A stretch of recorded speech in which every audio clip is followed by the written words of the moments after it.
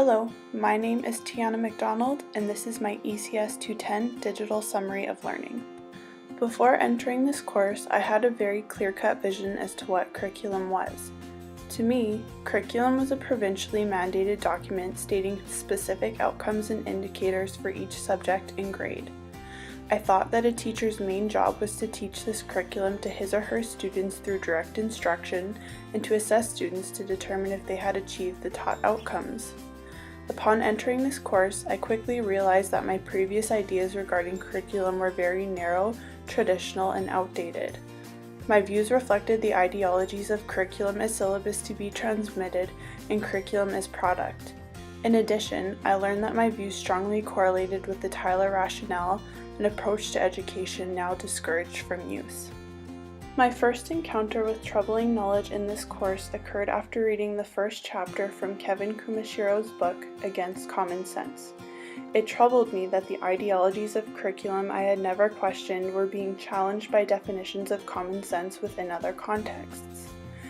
This reading helped me realize that my perspective on curriculum seemed like common sense because of the cultural, social, and economic place in which I am positioned. I realized that my definition of common sense may not be considered as common sense by others, nor should I assume my definition of common sense is correct or superior.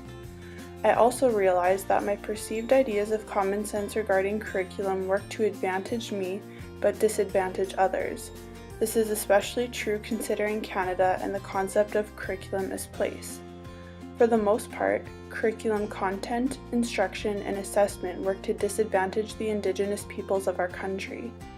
I realized this need for change within this trend, and I'm thankful for Claire Kruger's visit as it provided me with knowledge, resources, and tools I can use within my own teaching practice to tackle this inequality. These realizations helped me to think outside of my own contexts and work towards developing a more inclusive and equal pedagogy.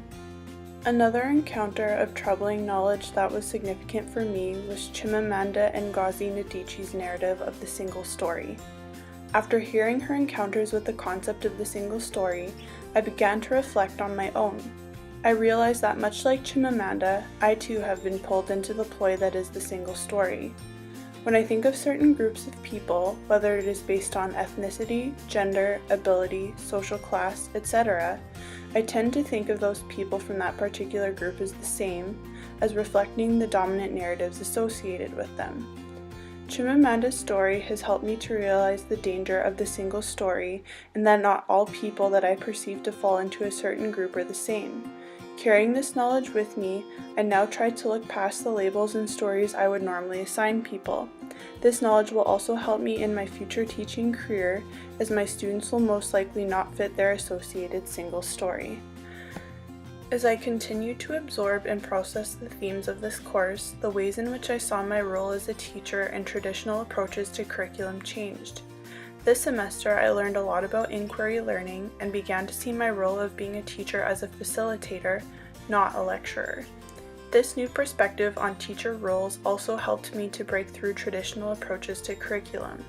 I started to see curriculum as process and praxis.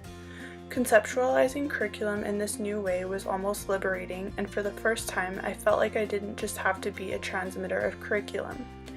I could become a critic, shaper, and enhancer of curriculum. This new knowledge transformed my perceptions of teacher roles and curriculum approaches, a transformation I believe will not only benefit my future students, but myself as well. Upon completion of this course, I have realized that curriculum is not as clear-cut as I had originally thought. Curriculum is a messy and complicated concept with many social and cultural components I had not considered before. It can be both positive and negative and can be considered as place, public policy, a decolonizing encounter, citizenship, and numeracy.